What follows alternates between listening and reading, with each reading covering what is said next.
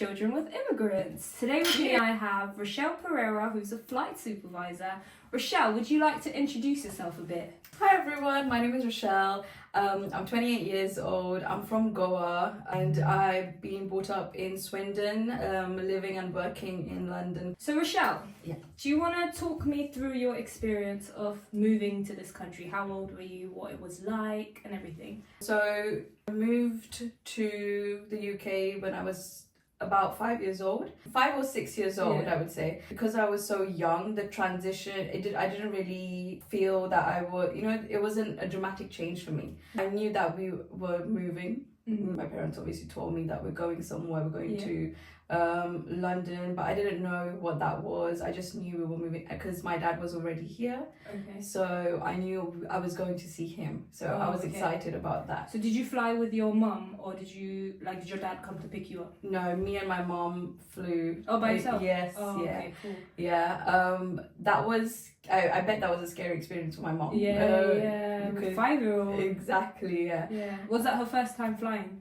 I think so. No, I think she flew before Goa to Mumbai. But Okay, cool. yeah, I think, yeah. The first international flight was coming to the UK. Oh wow! Yeah. Okay, Yeah. amazing. So did you find it easy, sort of, to make friends when you moved? I'm assuming you started school pretty soon. Yes, it did take a while because I was put on a waiting list. Someone recommended my mum another school, and that's where I met my friends who I'm the closest with now. Gang.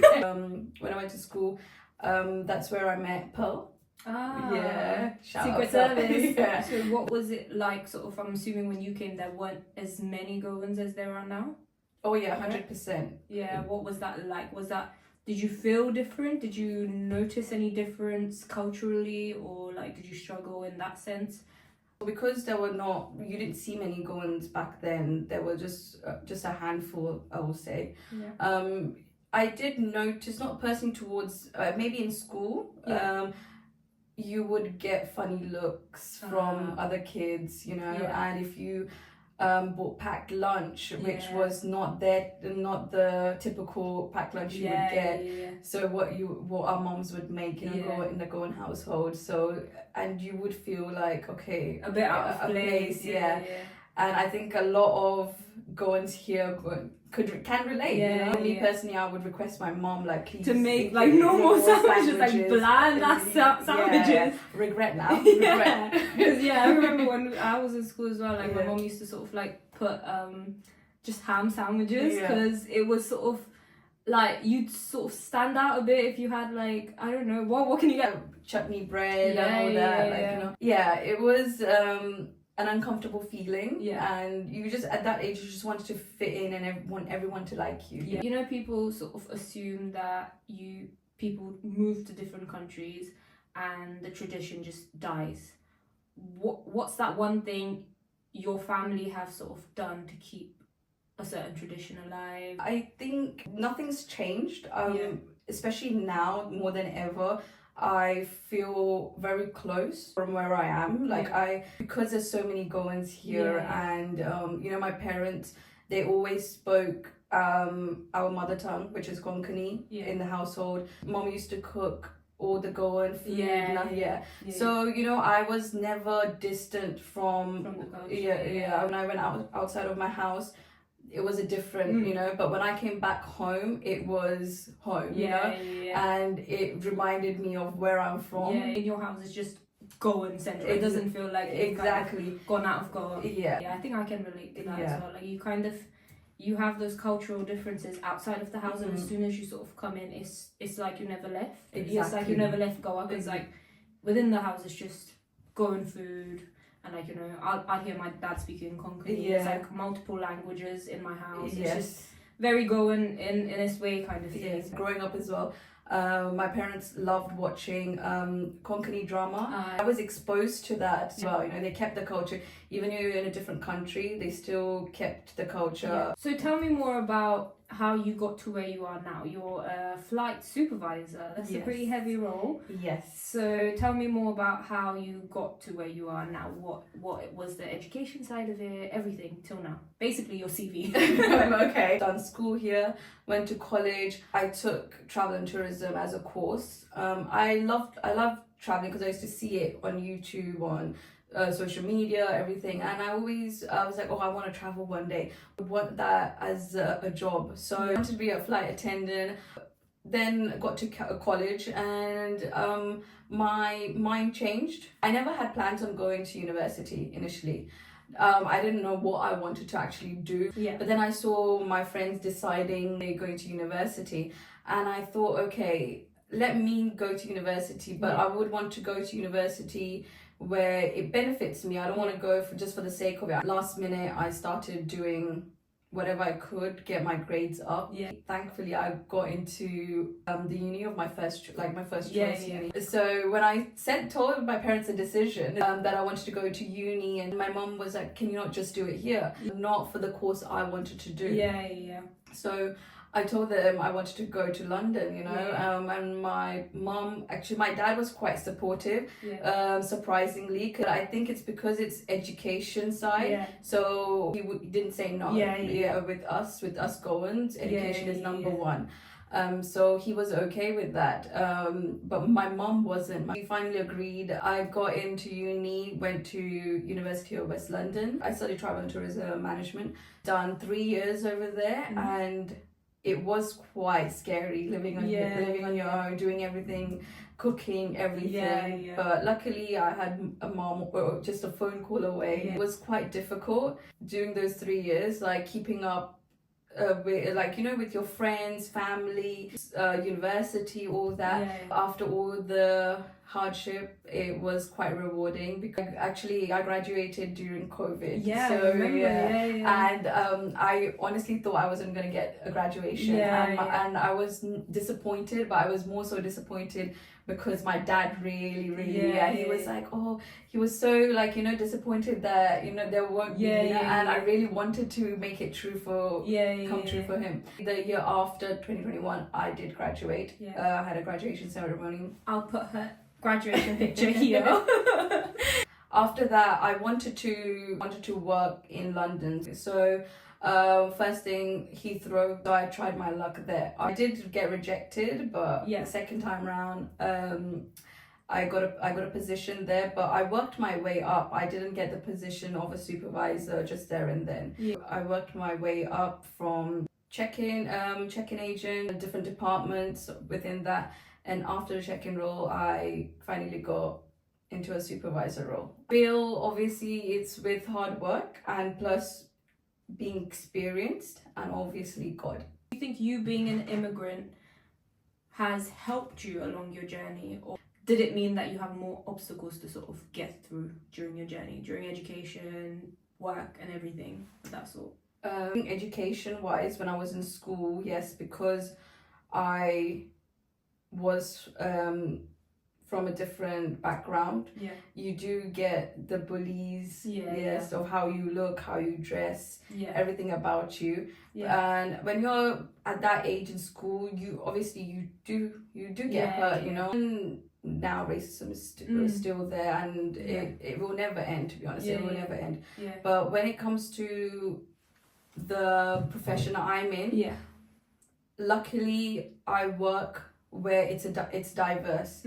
We have many cultures, backgrounds. I was never made to feel different, So now, do you feel more sort of, now that you've sort of established a life here, do you feel more connected to this country, or do you feel more connected to India, Goa? I think both. Okay. My parents are thankful because parents never made me forget where I'm from. Kept you sort of in touch with your roots. Exactly. Home is UK as well, Swindon, because I've been here since I was 5-6 years old. So it's home for me. I'm connected to both. I can relate to that as well, because I feel like if I'm here for a while and I haven't gone Goa, I'll be like, oh, I want to go Goa. Goa, yeah. But if I'm in Goa for too long, I'll be like, alright, Yes. I want to go back. Yes. You sort of stuck in like a bit of a limbo, like Yes. that feels like home, this feels like home. And it's just, Yeah. Recent years, I feel I would rather be in Goa. I feel more connected to Goa. In the recent years, I feel more connected to Goa. But is that because of your dad? Yes, because of my dad, I feel like I would rather go to Goa. Yeah. Okay, for those who don't know, Rochelle recently, a few years ago, 2 years ago? 3 years. 3 years ago, yeah. lost her dad, and her dad is buried in Goa. Because he's there, he's buried there, and our home's there. Yeah. But I feel now when I go to Goa, I feel at peace. I feel calm. Yeah. Don't get me wrong, my dad has left the home he's been born and brought up to create a home for us here. And this will always be special, but it's actually so if you think about it, because a lot of I've seen a lot of Goan people do that, where they sort of leave Goa, come here, you know, create a life and everything, and then at the time that they pass away, they want to be buried in their homeland, and that just shows the amount of sacrifice it takes parents to sort of come here, because their heart is still back home. 100%. But they came all the way here, you know, live in a place that they probably don't feel like home. We probably feel like home because we are here. Yes. They probably long to be back home. Yes. But in order to provide a good life for us, they feel like they have to be in a place that's not really home. Yeah. And it's if you think about it, that sacrifice is mad. The thing is, they moved to a foreign country when they were in the adult life. You know? Exactly. Leaving everything behind. Oh my god. It's crazy. I was shitting it moving from, like, you know, where we're from to Birmingham, and then imagine moving to an entirely different place where the culture is different, the people are different, the language is somewhat different. I mean, like, of course they speak English back home as well. But just, you know, the accent, because I know when coming here, my mum struggled with the accent a bit. Like, although she could speak English fluently, it's just the accent, the difference in the accent was 100%, a bit, you know, a bit off and stuff like that. And the thing is, I struggled as well, because I remember this one time, the word comfortable. It's like comfortable. And then the whole class started laughing. Like, you what? And I'm just like, oh. Because we grew up here and everything, our accents have changed. But it's so weird, because when you come here, you come with an accent. Obviously, you speak like an Indian accent and stuff like that. Personally, I've been here for like, almost 20 years. You develop the accent, you adapt, you sort of mold into the accent you're surrounded with. And that being said, my accent switches as well. I feel like a lot of the Goans that have moved here, like, you know, around like the ages of like 5 to 12 or something like that, the accent switches because you're exposed to both types of accent. Yes. I don't really know what accent is fake anymore, because like they say that whatever you think in is your main language or main accent. But I think in this accent. Yeah. I think in this accent. But when I'm speaking to someone that's close to me, like even when us girls speak, it becomes more Indian. Yeah. But then it switches as well. There'll be random times of where like we go full British and then full 100%. Like. It's so weird. You can't explain it to someone that's not moved here. And it's not that we're doing it or we think about it and be like, okay, I'm going to change my accent. It just happens, exactly. You know? And we used to do that in school, and people used to get so freaked out speaking to everyone. We just speak like this, and then when it was between us, like that, the people that were obviously not people of colour, they used to turn and be like, are you speaking in your own language? Oh, that was another thing. Do you remember that we weren't allowed to speak in a different language in school? In school, because they thought we were talking about them and stuff. Like teachers would literally come up to you and be like, you can't talk in another language. And the thing is, half the time we was just speaking in English, but just with an accent. I don't think they do it in school anymore, though. I don't think they tell you not to speak in your language anymore. So, did your parents want you to sort of pursue a certain career path, or were they okay with whatever you choose? As far as I remember, they never really said, oh, you have to be this. They never really mentioned you have the typical being doctor and all that, you know, a teacher. But as far as I remember, I don't remember them saying, okay, you have to be this. They were quite like open with me doing what I like, but obviously it had to be, you know, like a decent job, because your parents work hard, not because for themselves, but because of your children. Exactly, So they would expect you to do something, you know, that they will be proud. You know? Yeah. I'm sure parents will be proud with whatever you do. Yeah. Don't get me wrong. Yeah. But my parents never said, okay, I have to do this. You have to get into this job. Yeah. So they gave me that free will, and which I'm glad I got that choice. I wasn't like, oh, I have to do this because they told. It's like, and then down the line I don't like it, and I'm gonna blame them. Exactly. Yeah. So what's one stereotype about immigrants you'd like to sort of debunk? Or I think sure a lot of people would agree with me that people have this perception of us here, people living in the UK, thinking we're well off. We make a lot of money. But no one gave that money to us just like that. We worked hard. Yeah. Our parents work so hard. All of our parents have faced difficulties at their workplace, discrimination, people being racist, saying things to them. I'm sure my parents, their English is decent, broken English, but it gets the job done. The accent's different, so it was difficult for them, and imagine other people like not understanding what they say, and imagine how our parents must be like people I feel like they don't realize that it's hard work, years and years of hard work, and back then it was way harder. I feel way harder. I think so too. But now you have so many Goans here, they have that sort of support system exactly. For example, with us, when we were sort of going to uni, I don't know about you, but I didn't know anyone that's sort of done or gone in the pathway that I have. Or I knew very few people that actually went to uni. The younger generation, like my niece, for example, she has so many people to turn to for like different routes to education. I think the earlier on you came in, the harder it was, because there was more change to sort of unprecedented sort of situations that you would have to be in, whereas now you have people to go to for the experience that you are facing. But I'm not saying that it's not hard. Still, you still have to, there are many people that still start from the bottom and like work their way up, and it's very hard still. But I'm just saying, the people that came here before and long before me as well, they had to go through it, because back then, at least now, there's all this woke culture about like you can't be racist, you can't be this, you can't be... Back then you didn't have that. You didn't, like, people used to get openly sort of racially attacked and no one like would say, it was the normal, exactly. like, What's one advice you would give to the younger people wanting to pursue the career path that you've been on? I think I would say grab every opportunity you get. Personally, me, I would be scared. I would be nervous if someone offered me something, like an opportunity. I would be like, oh, should I take it? What if I'm not good at it? But I think that's wrong. You take that opportunity, and even if it's not for you, you learn from it. You have to experience everything, the good and the bad. My advice would be, just because we went to university doesn't mean everyone has to go to university. If you want to pursue a certain career, like Valenki has, what she needs, that education, the higher education to get into that.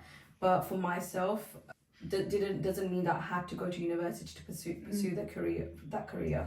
I just went because I wanted to learn, I wanted to see, I wanted to experience that. Don't feel pressured that you have to go to university. I worked my way up, and as you are working your way up, you are gaining all those skills, the knowledge, what you need. But there are like different routes to sort of get into the place that you sort of want to be in. A lot of the people sort of do things or go in a pathway just because they are told that is the only way to go. You can do things outside of university, and this is not me promoting to not go university or to go university. It's very circumstantial, depending on what you want to do. An apprenticeship might be like a better choice for you. 100%. Work experience might be a better choice for you, because there's always an opportunity cost with whatever you decide to choose. If you decide to go through uni, yes, you get the education, but then you miss out on real life experiences. Whereas if you do an apprenticeship, you get all the practical sense, but then the education side of it might be a little less. But there's always opportunity cost, and it is very circumstantial, and it depends on where you want to go, how you study better, whether you're more theoretical, whether you're more practical, the type of jobs that you want. That's very good advice, actually. I would also like to add one more thing regarding education. We are so lucky we're here regarding education. I feel like the opportunities given here are so much more wider, and I'm forever grateful. Personally, I'm yeah. really grateful for that part of it. You know, over here, if a certain career path doesn't work, anywhere along the line you can change. Like, if I wanted to be a doctor now, I could just go to university and become a doctor. 100%. Whereas I've heard, correct me if not, feel free to correct me if I've heard it's very difficult to sort of switch paths from like one career to another back in India, so you have to make that choice very early on. And I feel like sometimes people don't know very early on what they want to be. Very flexible. Exactly. And that's one thing I'm grateful for, and we always thank our parents for that, for getting us here, because look at the opportunities we get. It's endless, you know. Opportunities are endless because of them, and I'm so grateful. And so for the young kids out there who have come, do not forget what your parents and what they have done. Even if you feel like you are going in a slightly wrong path, just remember your parents and what they have done, because that will instantly bring you back to the right path if you think of their sacrifices and what they have done. So last question. So during your sort of journey to become what you are now, is there something that you would have done differently? Whatever I've done is made me who I am, and I got to where I am now. I've made mistakes, and I would gladly go back and try and sort that out. But then I'm thinking, would I be here? Would I be what I am, like the career position I am? Would I be here? I don't think so. Maybe not. Who knows? I think I wouldn't change a thing. Well, Rochelle, thank you so much for being on my little podcast. Thank you for having me. Please do like, share, and subscribe. Thanky's YouTube channel. I hope you guys enjoy it as much as I've enjoyed making it, and I'll see you on my next episode. Cheers. I've come straight from work and onto this. No. Okay. Take two. Oh my god. Okay. Nah. Comfortable. Comfortable.